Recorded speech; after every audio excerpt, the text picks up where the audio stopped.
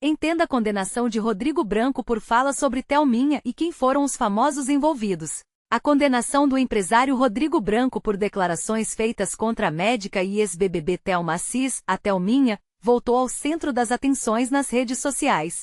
A decisão da Justiça de São Paulo coloca um ponto final em uma disputa que se arrastou por 6 anos, originada em uma transmissão ao vivo realizada em 2020, enquanto Thelma ainda participava do Big Brother Brasil. Na ocasião, o empresário afirmou que a torcida da participante só existia por conta da cor de sua pele. Na mesma live, ele também atacou a jornalista Maju Coutinho, sugerindo que seu sucesso profissional estaria ligado exclusivamente à sua negritude. As falas repercutiram intensamente e levaram a médica a buscar reparação na justiça. No último dia 15 de junho, a Sexta Vara Civil de São Paulo condenou Rodrigo Branco ao pagamento de R$40 mil por danos morais, valor que ainda será acrescido de juros e correção monetária. Em sua sentença, a juíza Flávia Saider Ribeiro destacou que as declarações reproduziram um racismo estrutural e ultrapassaram a esfera da ofensa pessoal. Segundo a magistrada, a conduta não fere apenas a vítima, mas perpetua padrões históricos de exclusão, conferindo à condenação um caráter pedagógico para desestimular comportamentos semelhantes. Após a decisão, Thelminha utilizou as redes sociais para reforçar que o racismo não é algo que se esquece e que o processo foi uma forma de garantir seu direito à reparação. A médica enfatizou que um simples pedido de desculpa seria insuficiente diante do impacto causado e anunciou que o valor da indenização será doado a uma instituição de combate ao racismo, transformando a reparação em um gesto de promoção da igualdade.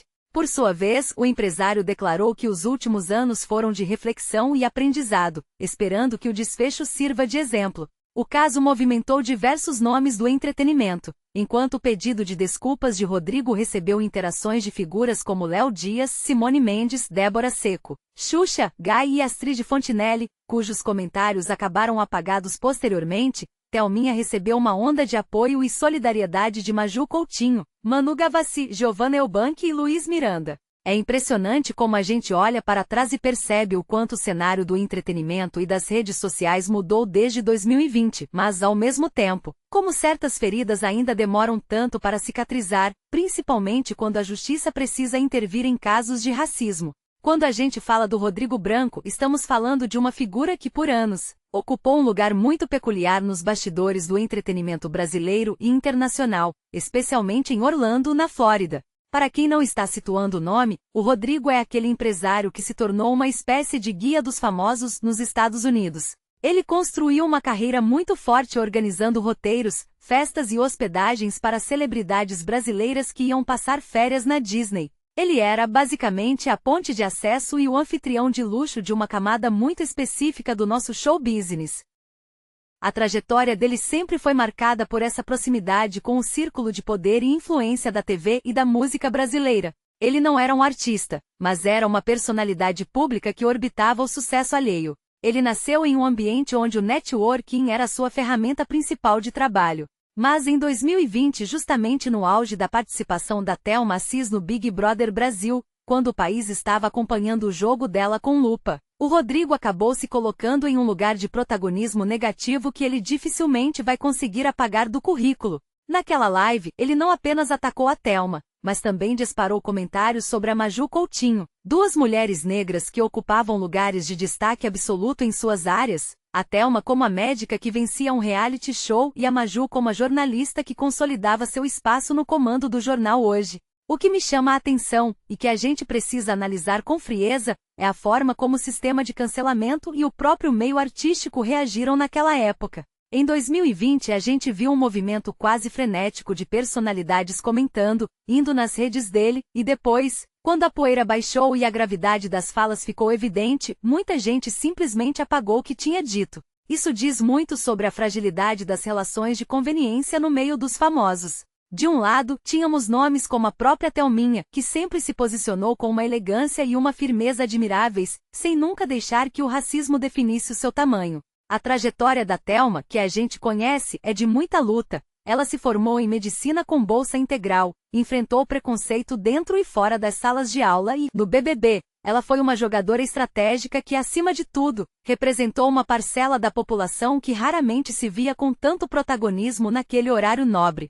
Quando a Justiça de São Paulo bate o martelo agora, 6 anos depois, e determina esse valor de indenização, isso não é apenas sobre dinheiro. Como a juíza Flávia Saider Ribeiro bem pontuou, a condenação tem um caráter pedagógico. Eu, particularmente, acredito que essa é a palavra-chave.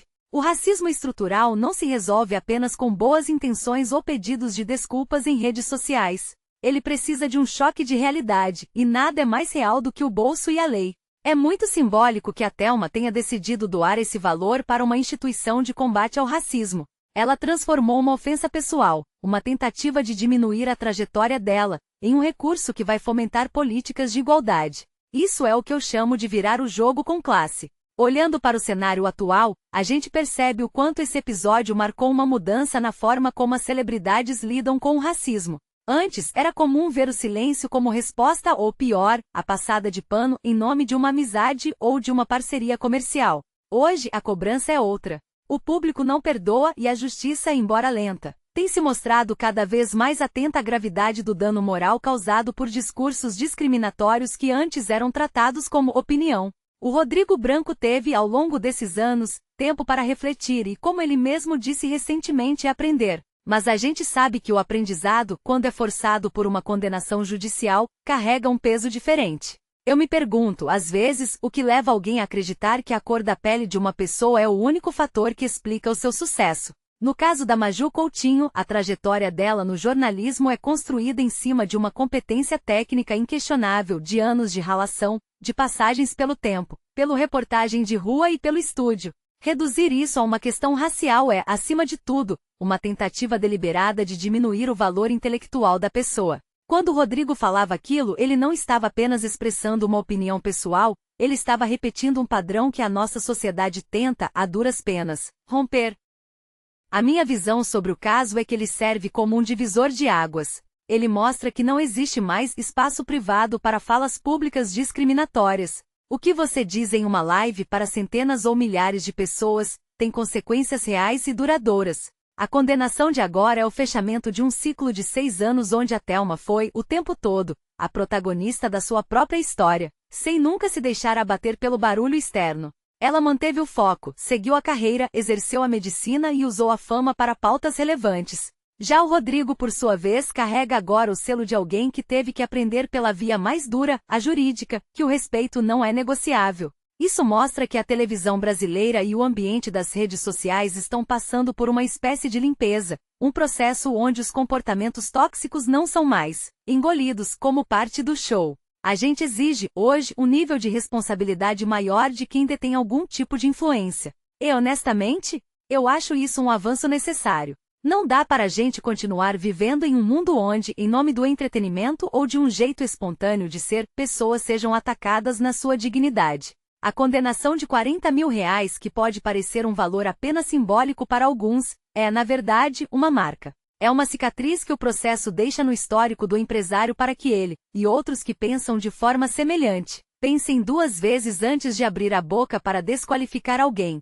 Por fim, é admirável a postura da Thelma em não deixar o caso cair no esquecimento. Ela mostra que o processo de reparação é também um processo de validação. Cada vez que ela toca nesse assunto, ela reafirma que não aceita ser diminuída e que o racismo é um crime que deve ser enfrentado em todas as instâncias, da rede social ao fórum.